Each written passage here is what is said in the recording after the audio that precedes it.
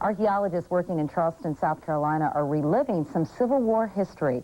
Last year, after 136 years, the Confederate submarine, the H L Hunley, was lifted out of the sediment of Charleston Harbor. And since then, researchers have been fascinated by what they are finding. Warren Lasch is chairman of the nonprofit restoration group Friends of the Hunley Incorporated. Mr. Lasch, good morning. Good morning, Katie. Welcome to Charleston. Well, thank you very much. I love Charleston, by the way. Can you give me a brief history of this submarine? Well, the Hunley was the first submarine to successfully engage and sink an enemy ship in battle. It sunk the USS Housatonic in 1864 in February and never returned to shore. And therein created the mystery and a lot of the drama behind the Hunley and its subsequent discovery and recovery in 1995. I guess it sank in 1864, and I guess, as you said, it was a mystery. Have you been able to determine, as a result of your work, what exactly happened to the submarine? Well, Katie, there's many theories why the submarine sank. However, we have not yet determined the actual cause of the sinking. However, within the next several years, after further scientific analysis, we will be able to answer that question. Was it hard to find the Hunley in the first place? Many people had looked for the Hunley. As a matter of fact, P.T. Barnum in the 1880s financed an effort and offered a substantial reward, a $100,000 reward for the Hunley. However, most people were looking for the Hunley between shore and where the Housatonic went down. The author Clive Cussler began an effort in 1981, and finally in May of 1995 discovered the Hunley on the seaward, east of the Housatonic. So was it difficult to get it out of the sediment in Charleston Harbor? There were quite a number of difficulties involved, Katie. The visibility of the water, it was 28 to 30 feet below the surface, and the visibility most days was almost zero.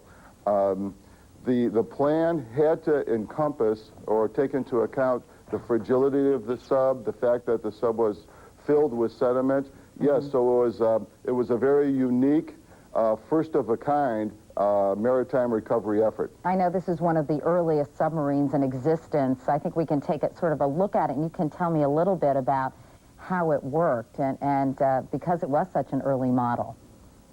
There's a crew of 8 or 9 men on board the vessel, and the submarine was propelled by a hand crank. And this hand crank turned the propeller at the rear of the submarine, and we estimate that the vessel traveled about 4 knots with all men cranking. How did they breathe inside that submarine?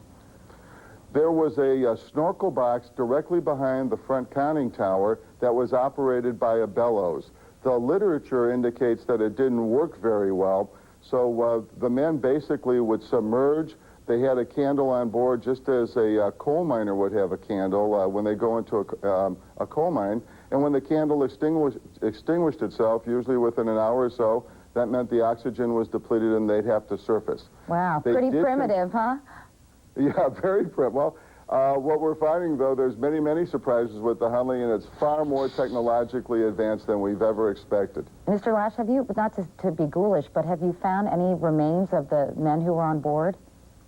We found the remains of 8 individuals so far, Katie, and when we complete the excavation, and hopefully by the end of October of this year, the excavation of the crew compartment will determine if there are any more crewmen on board. And there's some pretty exciting discoveries you've made. I know that you believe the captain of the Hunley was a man named George Dixon because you found one of his possessions on board. Correct, the gold coin.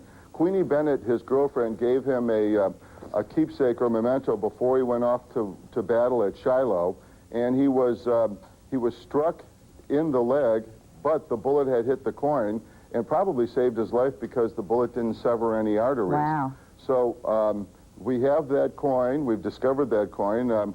He came back, had it engraved, and then he obviously carried it around with him as a good luck charm. How valuable is that, Mr. Lasch? Do you have any idea? Well, we consider it to be one of the preeminent Civil War artifacts, Katie, and we think it's priceless. You also discovered a medallion that belonged to a Union soldier, Ezra Chamberlain of the Connecticut Volunteers.